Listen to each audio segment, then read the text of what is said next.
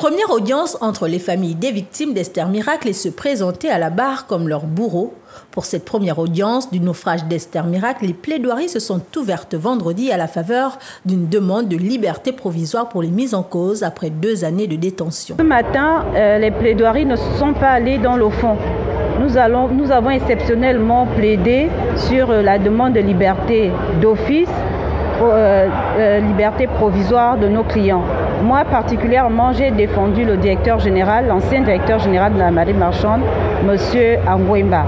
Après les plaidoiries et contre-plaidoiries, la décision des juges sera rendue le 20 juin prochain.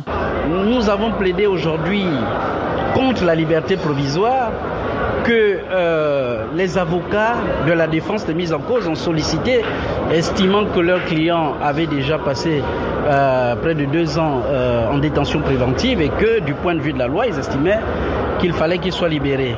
Bon, nous sommes avocats donc, de la partie civile des victimes, de ceux qui sont décédés et des naufragés survivants.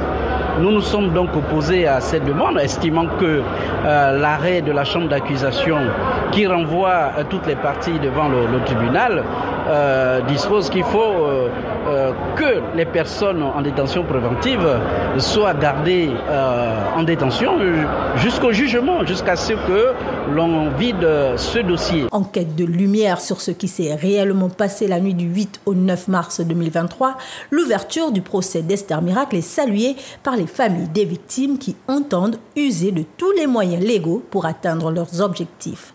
On veut que la prise en charge de ces familles dont le destin a été détruit, notamment les personnes vulnérables, c'est-à-dire les veuves et les orphelins, soit prise en charge. On veut que la partie psychologique également soit de mise, mais également que les réparations soient faites. Mais hormis tout ça, il y a également, après tout ça, après que justice soit rendue, il faut également que l'aspect sécuritaire soit mis en avant. Parce que ce sera sur ça que cette association va se baser une fois la justice sera faite, une fois toutes les mesures sociales seront prises. Après plus de 2 ans d'attente, le procès du naufrage d'Esther Miracle va enfin lever le voile sur la catastrophe maritime qui aura fait officiellement une 30aine de morts et 7 disparus.